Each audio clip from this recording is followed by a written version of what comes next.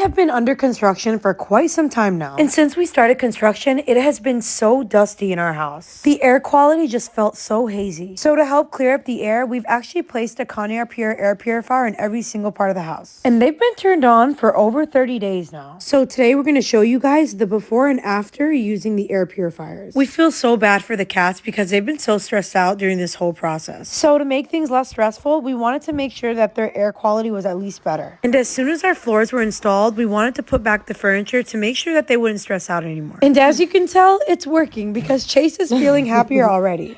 I mean, he was so happy to see his furniture that he didn't want to get off of it. Get down.